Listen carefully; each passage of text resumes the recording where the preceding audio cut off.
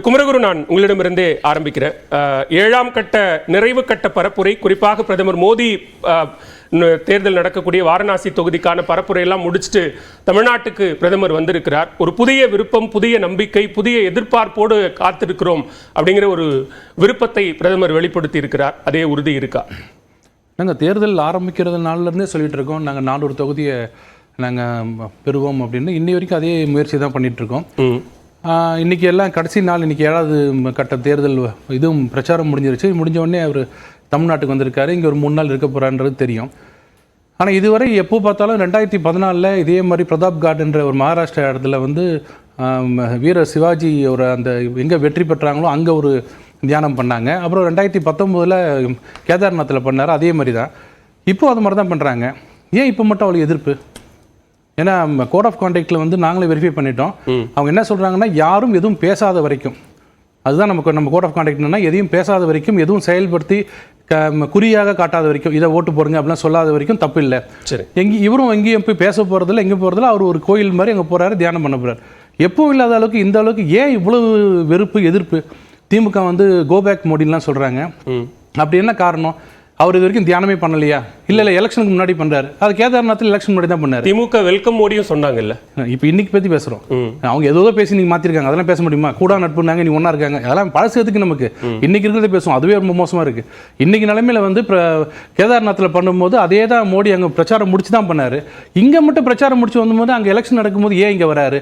ஏன் தியானம் பண்ணுறாரு? 3 நாளைக்கு இங்கே என்ன வேலை? கலெக்டர்கிட்ட போய் பெட்டிஷன் கொடுக்குறாங்க. கலெக்டர் கிளியராக சொல்கிறாரு, அது தனிப்பட்ட இது ஒரு வருகையை நான் ஒன்றும் தடுக்க முடியாது, எங்களால் ஒன்றும் சொல்ல முடியாதுன்னு. எதுக்கு இந்த பிரச்சாரம்? எதுக்கு? ஏன் இந்த வெறுப்பு? நீங்க தான் ஜெயிக்க போறேன்னு சொல்றீங்களே, உங்க கூற்றுப்படி நாங்க ஜெயிச்சிட்டோம், மோடி 3வது விட கிடையாதுன்ட்டீங்க. அவரு வராரு போறாரு, ஏதோ பண்ணிட்டு போறாரு, தியானம் பண்றாரு, ஒன்றும் பண்ணிட்டு போறாரு, பண்ணிட்டு போங்க. தவறா இருந்தா, லீகலா தப்பா இருந்தா நீங்க எல்லா ஆக்ஷன் எடுக்கலாம், உங்களுக்கு உரிமை உண்டு. எதுவுமே இல்லை, கோட் ஆஃப் கான்டாக்ட்லயும் வரல, எதுவுமே இல்லை, அவர் வந்துட்டு போறாரு. ஏன் இவ்வளவு பதற்றம்? என்ன ஒரு திசை திருப்பக்கூடிய நடவடிக்கையில ஈடுபடுறாங்க? ஒரு பக்கம் உள்துறை அமைச்சர் அமித்ஷா தமிழ்நாட்டுக்கு வருது, தேர்தல் தமிழ்நாட்டில் தேர்தல் முடிஞ்சிருச்சு, 7ஆம் கட்ட பரப்புரையும் முடிஞ்சிருச்சு. திடீர்னு தமிழ்நாட்டுக்கு வந்து கோயிலுக்கு போய் சாமி தரிசனம் பண்றாருன்னு சொல்றதும், பிரதமர் கன்னியாகுமரிக்கு வந்து தியானம் பண்றாருன்னு சொல்றதும் ஒரு டேக் டைவர்ஷன் நடவடிக்கை அப்படின்னு அவங்க அதுல சந்தேகம் தெரிவிக்கிறாங்க. இங்க வந்து இது ரெண்டும் பண்ணா அகில இந்த லெவல்ல ஜெயிச்சிடலாம்னு சொல்லிட்டு ராகுல் காந்தி இங்கே தான் இருப்பாரு, இங்கே தான் இருந்திருப்பாரு. ஏன்னா இது வந்தா எல்லாம் வந்துருமே உங்களுக்கு. அதான் சொல்ல முரண்பாடு பாருங்க. நீங்க என்ன சொல்றீங்க? ஆல்ரெடி நாங்க ஜெயிச்சிட்டோம்ன்றாங்க. இந்தி கூட்டணி என்ன சொன்னாங்கன்னா, நாங்க ஆல்ரெடி கிராஸ் பண்ணிட்டோம் 300 இப்போ நாங்க சும்மா உட்காந்துருக்கோம், எப்போ ரிசல்ட் தான் வெயிட் பண்றோம்னாங்க. இப்போ இவர் போறதுனால இந்த 57 வந்து 57 மோடிக்கு வந்துடும் சொன்னீங்கன்னா, அப்ப நீங்க இங்க தான் பிரச்சாரத்தை ஆரம்பிச்சிருக்கணும், நீங்க இங்க தான் இருந்திருக்கணும். ஒரு பக்கம் ரொம்ப இன்ஃப்ளூயன்ஷியல் லீடர்ன்றீங்க, ஒரு பக்கம் அவர் ஏற்கனவே தோத்துட்டாருன்றீங்க. ஏதாவது ஒரு பக்கம் பேசுங்க, அதே தான் கரெக்டா நில்லுங்க, இந்த ஸ்டாண்ட்ல கரெக்டா நில்லுங்க. அவர் எங்க போனாலும் எங்களுக்கு கவலை இல்லைங்க, அவர் மோடி தோக்க போறாருங்க, நாங்க எங்க அவரை பத்தி கவலை பண்ணணும்னு விட்டுருங்க. இல்ல அவர் ரொம்ப இன்ஃப்ளூயன்ஷியல் லீடருங்க, எங்களுக்கு பயமா இருக்குன்னா ஒத்துக்குங்க. ஆமாங்க, அவர் எங்க போனாலும் எங்களுக்கு பிரச்சனைங்கன்னு சொல்லுங்க.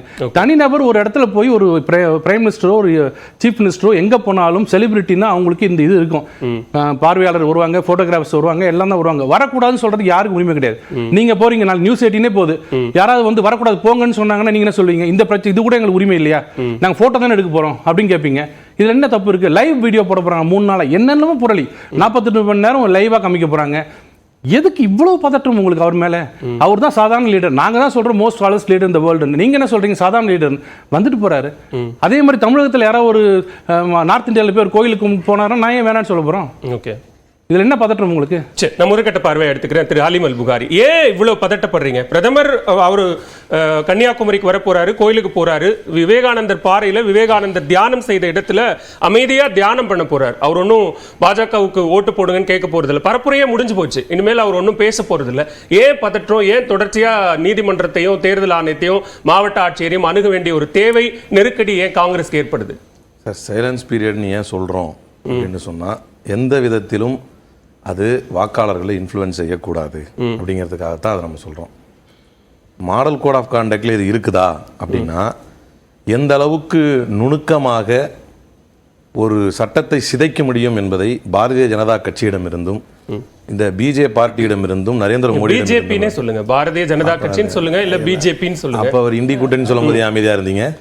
இந்தி கூட்டணி சொல்லுங்க, இந்தியா அது நம்ம நிறைய முறை அவங்க சொல்லிட்டோம், அது ஐஎன்டிஏ அலையன்ஸ் கூட்டணி. பிஜேபி பார்ட்டினா பாரதிய ஜனதா பார்ட்டி. சரி, சொல்லுங்க, உங்க விருப்பம் அது. அப்போ இப்படி சிதைப்பதில் இவர்கள் வல்லவர்கள். நான் உதாரணத்துக்கு உங்களுக்கு ஒரு எக்ஸாம்பிள் சொல்ல விரும்புகிறேன்.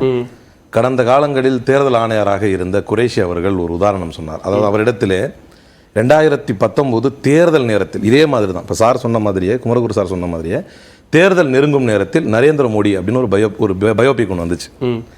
மோடியுடைய வாழ்க்கையை மையப்படுத்தி ஒரு திரைப்படத்தை வெளியிட்டார்கள். அது மிகப்பெரிய எதிர்ப்பை உண்டாக்கியது. மக்கள் மத்தியிலே ஜனநாயகத்தை பாதுகாக்க வேண்டும் என்கின்ற சக்திகள் அதை எதிர்த்தார்கள்.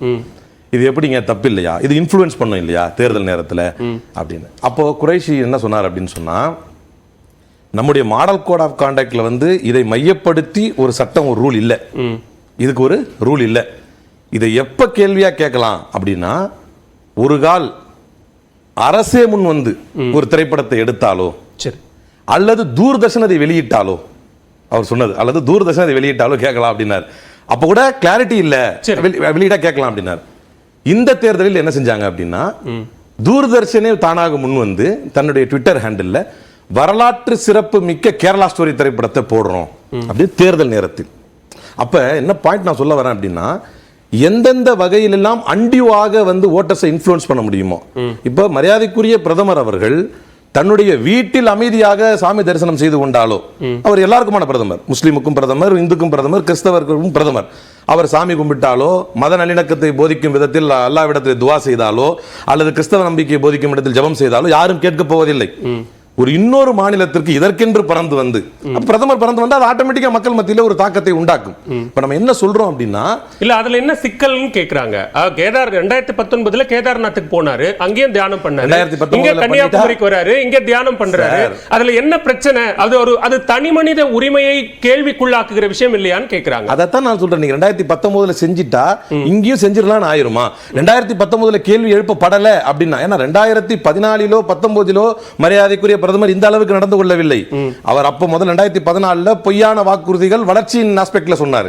2019 இப்ப நீங்க சரியான இடத்துக்கு வந்துட்டீங்க. குமரகுரு ரொம்ப தெளிவா அந்த கேள்வி எழுப்புறார். உங்களுக்கு பிரதமர் என்கிற பிம்பத்தின் மீது உங்களுக்கு வந்து நம்பிக்கை இல்ல, அவர் நிச்சயம் 3வது முறை பிரதமராக வரமாட்டார் என்கிற விஷயத்துல நீங்க ரொம்ப உறுதியா இருந்தீங்கன்னா நீங்க இவ்வளவு பதட்டப்படுறீங்க அப்படின்னு கேக்குறாரு. சார், இது எப்படி இருக்குன்னா, நான் தொடர்ந்து பல விவாதங்களில் பாரதிய ஜனதா கட்சியினர் வந்து ஒரு வாதத்தை வைக்கிறாங்க. உங்களுக்கு தேர்தல் ஆணையத்தின் மேலே நம்பிக்கை இல்லைன்னா ஏன் தேர்தலில் கண்டெஸ்ட் பண்றீங்க அப்படி ஒருத்தர் கேட்கிறார். இது என்னது? இது ஒரு ஆரோக்கியமான ஜனநாயகத்தில் கேள்வி எழுப்புவோம் சார். உங்களுக்கு இது வந்து ஒரு பதிலா? நான் என்ன கேட்கிறேன், உங்களுக்கு தான் நீங்க தான் ஜெயிச்சிட்டோங்கிறீங்களே, இது ஏன் क्वेश्चन கேக்குறீங்க அப்படின்னா, மிச்சமுள்ள 57 சீட்டும் 59 சீட்டும் எங்களுக்கே இருக்கணும் நாங்க நினைக்கிறோம், அதனால கேள்வி கேட்கிறோம். நாங்கள் ஜெயித்து விட்டோம் என்பதற்காக நீங்கள் முறை தவறி ஒரு தான் கேக்குறாங்க. பிரதமர் தமிழ்நாட்டுக்கு வந்து 3 நாள் தியானம் பண்றதுனால அந்த 57 தொகுதிகளில் நீங்க வெற்றி பெற்றுவீங்க அப்படிங்கிற அந்த எதிர்பார்ப்பு இருக்கா? வெற்றி தோல்வி மட்டுமல்ல, சட்டத்திற்கு உட்பட்ட வேற என்ன சார் இருக்கு? தேர்தல்ல எண்ட் ஆஃப் தி டே, தேர்தல் முடிவு அல்லது தேர்தலுங்கிறது இத்தனை 2 மாத காலமாக இந்தியா கூட்டணி தலைவர்களும் என்டிஏ தலைவர்களும் பிரதமரும் பேசிக் கொண்டது எதற்காக? வாக்குக்காக. சரி, உங்களுக்கு நீங்க கேட்கறதுக்காக ஒரு உதாரணத்துக்கு சொல்றேன். இதே மரியாதைக்குரிய பிரதமர் நரேந்திர மோடி நீங்கள் கேட்டதுக்கு உதாரணத்துக்கு சொல்றேன். இந்துக்களை இனப்படுகொலை செய்ய வேண்டும் அப்படின்னு பேசுறாருன்னு வைங்க. இது பேசினா மோடிக்கு தானே தேர்தலில் பாதிப்பா வரும், அதனால நம்ம விட்டுருவோமா?